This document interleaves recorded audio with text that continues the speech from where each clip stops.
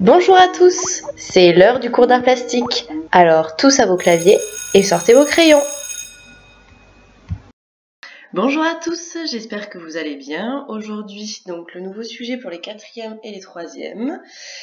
Nous allons nous poser donc la question suivante. Comment matérialiser le temps qui passe dans une production plastique? Donc, plusieurs questions par rapport à ce sujet. Comment figurer le temps, c'est-à-dire comment montrer visuellement le temps. Alors le temps, c'est un concept. Ça veut dire que c'est une idée, c'est quelque chose qui n'a pas de forme, qui ne se matérialise pas devant nous. Hein. Je ne peux pas vous montrer le temps. Donc comment faire pour justement figurer, montrer le temps dans une production plastique? Donc on va forcément se poser la question, est-ce que c'est possible? Comment est-ce que le temps on peut le mettre en image? Par quel moyen, quel outil on va utiliser, comment on peut faire, et ensuite comment le temps à travers la figuration des images peut-il être ressenti et vécu par le spectateur. Donc en d'autres termes, comment le spectateur peut comprendre que dans notre production plastique on interroge la notion du temps. Donc pour ça, on va regarder un premier exemple, l'exemple donc de Claude Monet. Donc Claude Monet, c'est un artiste peintre français et qui donc est un des fondateurs de l'impressionnisme. Alors l'impressionnisme, c'est un mouvement artistique. Donc un mouvement artistique, c'est à un moment donné dans le temps, les artistes se posent les mêmes questions dans leur production et vont travailler de la même manière. Donc pour les classer, ces artistes, on les range en gros dans des mouvements artistiques.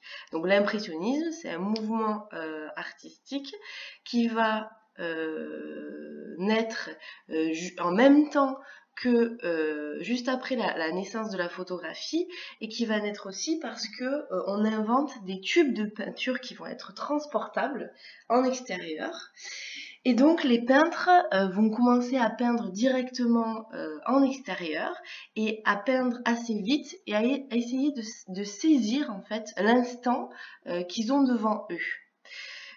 Pourquoi aussi ils essaient de saisir l'instant qu'ils ont devant eux? Donc parce qu'il y a l'outil photographique qui arrive, et l'outil photographique permet de saisir un instant, une image. Donc ils essaient en fait de se mettre au niveau de la photographie et de saisir un instant qu'ils ont devant eux. La lumière est une question très importante dans leur production.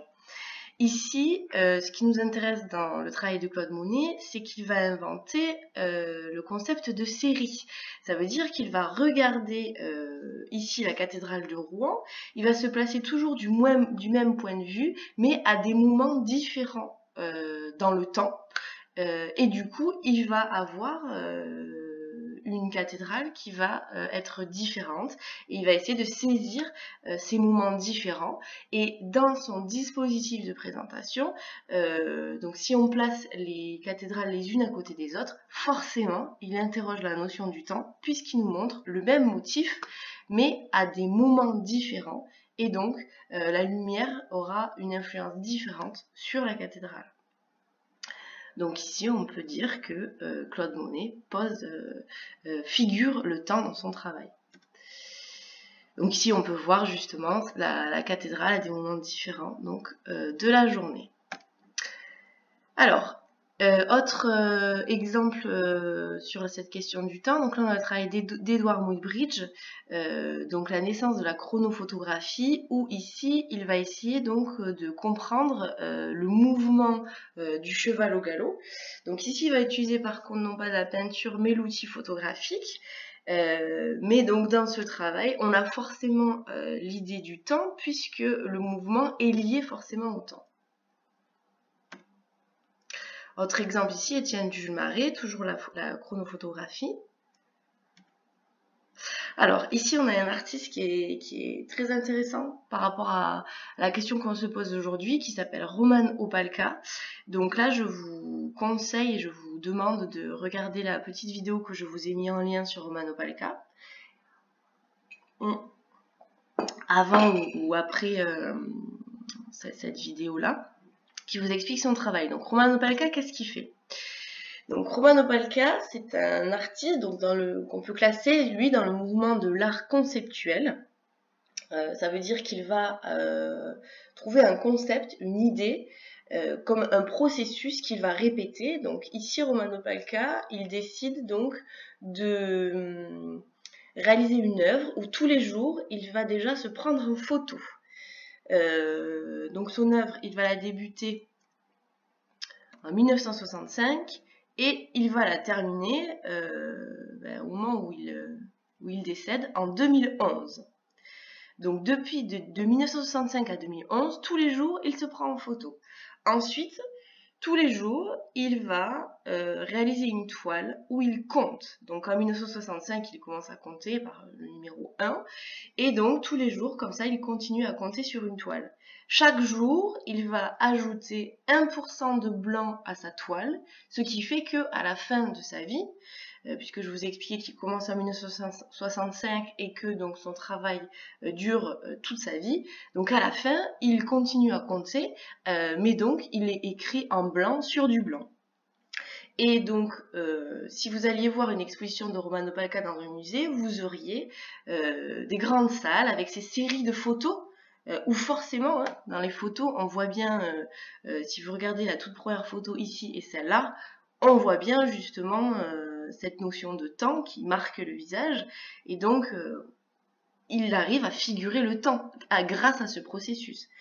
Et vous auriez donc devant vous ces multitudes de toiles, parce qu'une par jour, donc il y en a vraiment une multitude, qui en plus sont devenues de plus en plus claires, et donc il arrive ici, grâce à ce processus, à figurer le temps et à nous montrer le temps qui passe. Alors, le sujet aujourd'hui que je vous propose est le suivant. Donc, vous réaliserez une production pour rendre visible le temps qui passe. Donc, pour cela, vous devez être capable vous devez imaginer un processus de création pour figurer le temps. Donc là, je vous renvoie par exemple aux deux exemples que nous avons vus. Donc, processus de création, ça peut être l'idée de faire une série comme Claude Monet et ses cathédrales. Ça peut être l'idée de Roman Opalka, tous les jours je prends une photo et ensuite j'ai cette idée de compter à l'infini, de rajouter 1% de blanc à mes toiles. Voilà, processus de création pour figurer le temps. Comment moi, dans mon travail, je fais pour rendre visible le concept du temps. Donc vous devez trouver les moyens techniques pour réaliser votre projet. Donc c'est-à-dire, voilà, est-ce que vous utilisez, je ne sais pas, l'outil photographique? Est-ce que vous utilisez de la peinture? Est-ce que vous utilisez un crayon à papier, un stylo bic? Je ne sais pas. À vous de décider et de trouver les moyens techniques pour réaliser votre projet. Et ensuite, la question de la trace. Donc, produire une trace de votre travail. Donc, une trace pour rendre visible votre projet, pour pouvoir me l'envoyer et me montrer votre travail. Mais aussi, la trace est très importante dans votre travail puisque elle a valeur aussi d'œuvre. Hein, quelle trace je donne de mon travail, c'est très important.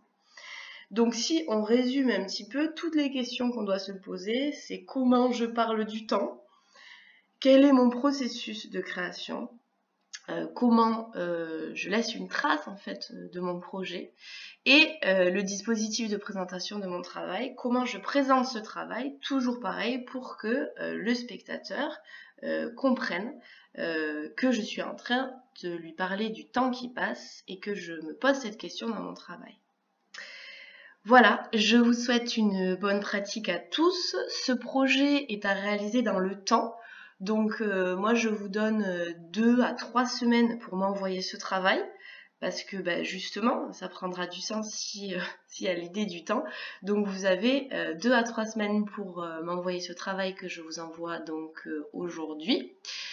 Voilà, je vous souhaite une bonne pratique à tous et je vous dis à bientôt.